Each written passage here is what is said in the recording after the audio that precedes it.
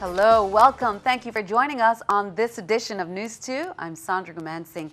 Topping our newscast, the Centers for Disease Control and Prevention have been working closely with the Virgin Islands Department of Health as new updates are provided globally on the Zika virus.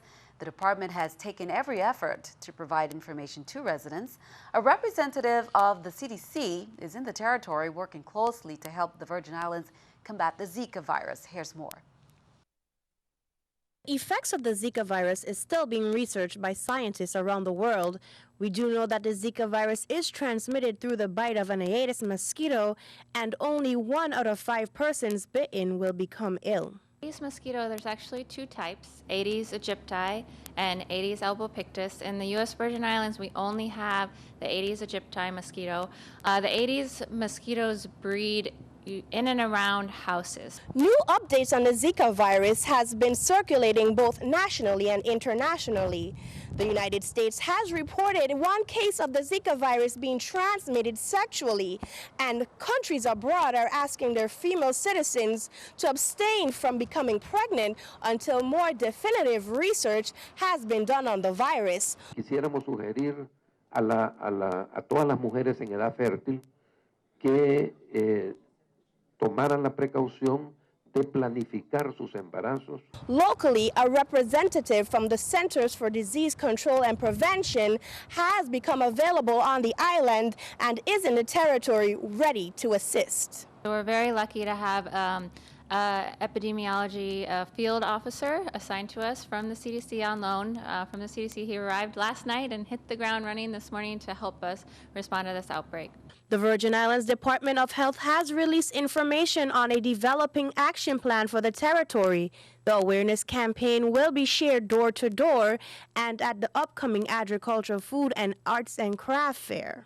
The Department of Health also inspected the Ag Fair grounds. The Ag Fair grounds has been treated, it's prepared, it's ready to receive the exhibitors and to receive the visitors. The Department of Health has informed that they have expanded their free mosquito net distribution sites to include the Women and Infants Children's Program centers throughout the territory. Stephanie Brown, News 2. Dr. Mark Jerome, an obstetrician and gynecologist with the Virgin Islands Department of Health, suggested that women trying to become pregnant in the territory should wait a while until the Zika virus has been eradicated in the USVI. Senator Jeanette Millen-Young released some statements today commending both the Department of Tourism and Health for their quick response to the Zika virus public health alert. Senator Millen-Young made public she was concerned about the economic impact the Zika virus may have on the territory's tourism industry, as well as the well-being of citizens. The senator implored that a public health initiative must be disseminated across the territory to educate young people on the effects of the virus in light of a national report of the Zika virus being transmitted through sexual contact. Meanwhile, here's a recent development in a case of an Atlanta doctor wanted by the law, but was hired as a contractor at the Juan Louis Hospital on St. Croix after more than a year of evading trial. Nedra Dodds and one of her ER associates are finally facing charges. News 2's April Knight has details. Juan Louis Hospital on St. Croix is dragged back into the national spotlight again as Nedra Dodds, a former contractor at the hospital, was indicted on murder charges last week. Dodds was hired by JFL as a workflow consultant in September 2014 and was quickly fired after it was revealed that Dodds' license had been suspended 7 months prior and that she's under investigation for the deaths of 2 patients. It remains unclear how Dodds connected with JFL or how or why she was hired without a thorough background check, but then JFL CEO Dr. Kendall Griffith stated that Dodds never had contact with the patients. When she spoke to AmericanHealthAndBeauty.com in 2012, Dodds spoke about taking in unconventional patients. If they control their size, and once we have that understanding, and I tell them this is the relationship that we will always enter into, then there's no problem, and that's where we have that. That's where it's always going to be a successful relationship. It was definitely not a successful relationship for at least two women, April Jenkins and Erica Beaubrun, who both died shortly after going under the knife on Dodds' operating table. On Thursday last week, she and Kevin Cohen, former medical director at the now shuttered Opulence Aesthetic Medicine in Georgia, have been arrested. It's a case that many are following on the mainland and still remains relevant in the territory as it casts a harsh light on local hiring practices and background checks. Reporting for News 2, I'm April Knight. According to records, Dodds lied on a questionnaire in the process of getting hired at 1F Louis. She denied she ever went through disciplinary measures in other states. Crime Stoppers USVI held a press conference on Wednesday, January 3rd at the Commissioner's Conference Room on St. Croix to announce the launch of their P3 Tips mobile app, website, and animal cruelty initiative that will take place on February 8th. The P3 Tips app allows the public to submit secure and anonymous tips with complete confidence. Ms. Laurie Dunton, the Crime Stoppers chairperson, stated that collaboration between Crime Stoppers and local law enforcement has led to 6 homicide-related arrests in January, and over $5,000 in rewards had been awarded. We will have more on that. The presidential race is more competitive than ever, as it showed at the New Hampshire Town Hall. Before the first presidential primary of this political season, the two remaining Democratic candidates spoke directly to voters, and they hit each other hard. Mary Maloney has the highlights. Fresh out of the gate at the New Hampshire Town Hall, Bernie Sanders slammed his Democratic rival, Hillary Clinton. I do not know any progressive who has a super PAC and takes $15 million from Wall Street. So what all I said, you can't go and say you're a moderate on one day and be a progressive on the other day. Clinton fought back. I was somewhat amused today that Senator Sanders has set himself up to be the gatekeeper on who's a progressive. But I'm a progressive who likes to get things done. The Vermont senator tried to motivate his base and sway voters. What this campaign is about is not just electing a president. It is creating a political revolution. But he insists he's the underdog in the race to become the Democratic nominee for president. Of course we're an underdog. We are taking on the most powerful political organization in the country, and that's, the Clinton organization. The former Secretary of State urged voters to look at her record. Before it was called Obamacare, it was called Hillary Care, as you remember. And reminded voters what's important for the Democrats in this election. But the goal has to be to prevent the Republicans from getting back into the White House and undoing all the progress that has been made under President Obama. I'm Mary Maloney reporting. Meanwhile, keeping our eye on the economy, here's a look at the stock market watch at the New York Stock Exchange. Taking a look at the numbers there. Everything up, the Dow 79, NASDAQ up 5, S&P 500 also up at 2. Coming up on News 2, we have a piece of legislation that may take some fun out of water sports, and it was discussed at the Senate. Details coming up.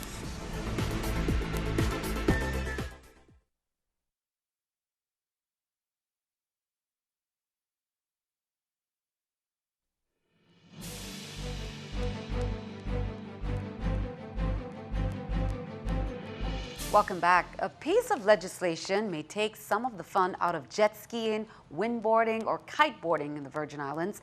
Some new regulations that aim to protect swimmers and prevent mishaps in the water could also affect local water sports businesses. News2's April Knight has that story.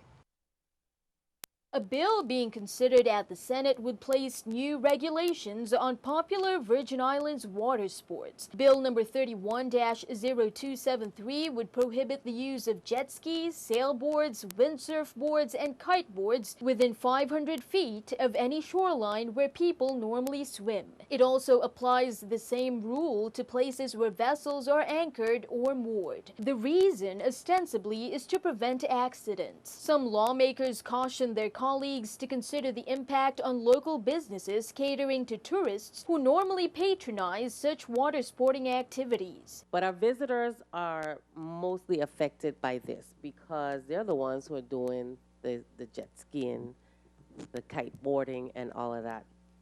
So let's be careful how we handle it because we know that we have been getting some feedback from business owners, and we have to take care that we don't negatively impact them. There was some confusion about the 500 feet distance specified in the bill, where the relevant sports businesses can actually operate, and how the bill would affect the way operators conduct business. The best thing for us to do is ensure that every beach or public area that people use to swim is to have the designated areas for jet ski or motorcraft. Of all the beaches, maybe a 25 feet zone or 10 feet zone where you can launch your correct your jet ski or soft boat or whatever it is you're going to operate. Reporting for News 2, I'm April Knight.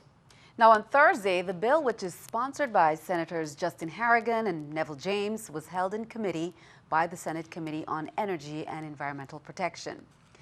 The Virgin Islands National Guard will host a retirement ceremony for Sergeant Major Petra George Clement. That's on Saturday, February 6th at 11 a.m. in the Joint Force Headquarters at Estate Bethlehem Military Compound in St. Croix. George Clement is a graduate of the St. Croix Central High School. She enlisted in the VI National Guard in 1982 and has given her country 34 years of service. She held several positions in the 649th Medical Detachment and Secretary to the Assistant Adjutant General. She entered the Active Guard and Reserve Program at the National Guard Bureau in Arlington, Virginia in 1995. She served in various positions at the Pentagon, among other accomplished achievements. Well, this young lady, she doesn't have a driver's license, but she can fly a plane. Natasha Sinanan, 17 years old, 12th grade student at the St. Croix Career and Technical Education Center, the Aviation Academy student and winner of the Robert J. Phipps Aviators Pioneer Club, which was a scholarship funded by Bulky International Airways. She soloed an aircraft at the Henry E. Rolson Airport, St. Croix. She not only soloed a Diamond DA-20 two-seater single-engine aircraft in fine style, but also passing the grueling prep test for the essential Federal Aviation Authority, the FAA, private pilot written exam. The principal, Mrs. Merle Hendricks, said she has set the bar high for others to follow thanks to the VI chapter Tuskegee Airmen and Bulky International Airways. Other students can now follow in Natasha's path and meet their goals as well. The American Dental Association, along with the ADA Foundation, is reminding you about the month-long National Health Observance that brings together thousands of dedicated dental professionals, healthcare providers, and educators to promote the benefits of good oral health to children, their caregivers, teachers, and many others. This year's campaign slogan, Sugar Wars. It's displayed on the poster. We can see it right there. The Smileys, McGrins, and K9 are in a spaceship.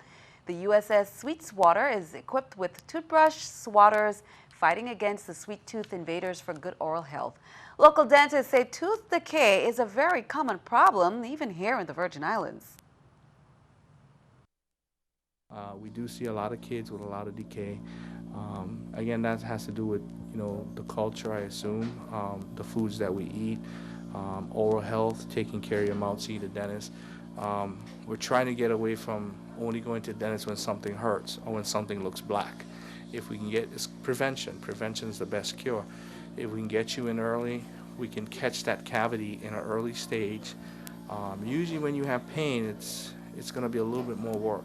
So if we can try to get patients to come in with prevention, just like going to the physician, you do your yearly checkups. Same thing with your teeth, you do your yearly checkups. Now, as we reported, Frederick said Healthcare Inc.'s dental health services, they're visiting all the elementary public schools on St. Croix as part of its continued efforts to promote dental health education and disease prevention. The students will learn about proper brushing and flossing techniques, what to expect at a dental visit, and the significance of a well-balanced diet to maintain a healthy smile. These events are fully interactive with games, puzzles, and Q&A. And those are the remaining dates right there. Lou Muckle, February 5th, Ricardo Richards, February 9th, Eulalie Rivera, February 11th, Alexander Henderson, February 16th, Alfredo Andrews, February 18th, Claudio Marco, February 24th. Want to know more about the internet, email, online safety, websites, or blogging, and even social media? Well, the Virgin Islands Next Generation Network is celebrating Digital Learning Day for the third year in a row, and they're inviting U.S. Virgin Islands residents to visit the Charles Turnbull Regional Library Public Computer Center on Digital Learning Day, which is on February 17th. It begins at 10 a.m. It's for a series of mini courses. Digital Learning Day was started in 2012 as a grassroots movement for public schools that has gone nationwide as a way of finding ways to integrate technology into every aspect of teaching. You can contact Anita Davis, VINGN's Community Program Manager, at 340-715-8581, extension 2244 for details. The Virgin Islands Carnival Committee presented the 2016 Queen and Princess contestants at a private ceremony at Government House on Saturday, January 30th. Included in this ceremony were 2 judge segments for the Queen contestants, the introductory speech and promotional campaign. The young ladies also selected their numbers. The 5 Princess contestants are Denasia Todman, 12 years of age, representing Ulla Muller School; Khalees Gums, 9 years of age, representing Calvary Christian Academy; Paris Shin, 11, Yvonne Milliner Bosky Elementary; Layla Evelyn, 9, representing All Saints Cathedral School; Sainya Jackson, 10 years of age, representing Gladys Abraham Elementary School. The 3 Queen contestants are number 1, Bianca Phillips, 17 years of age, St. Peter and Paul Catholic School; number 2, Sierra Roberts, 17, CAHS; Kamarsha Potter, number 3, 17 years, Shaldomali High School. Now, the contestants all introduced themselves, and the Princess Selection Show will take place on April 10th, 2016 at 5 p.m., and the Queen Selection will be held on April 16th, 2016 at 8 p.m. sharp, both at the Lionel Roberts Stadium. It's mid-season at the Reichel Center, and they're bringing in one of the biggest gospel singers in the country. Reichel staff say tickets are going fast for the Donnie McClurkin concert. That's on Saturday, February 6th, and they're urging both locals and visitors to make sure they secure seats. Reichel's marketing manager, Ian Turnbull, tells us more about the upcoming concert. He is a 3-time Grammy Award-winning gospel artist. We're very excited about the performance, as you know, last year we had Kirk Franklin, which did very, very well, and so we're looking forward to this performance because, you know, we wanted to bring a spiritual component to our 37th season, and Donnie McClurkin is who else better than Donnie McClurkin, you know, and he's been on BET and multiple award shows and so forth, so we're really looking forward to the gospel performance that he's going to present on Saturday. Be sure to check it out. Stick around. Your News2 AccuWeather forecast comes your way next.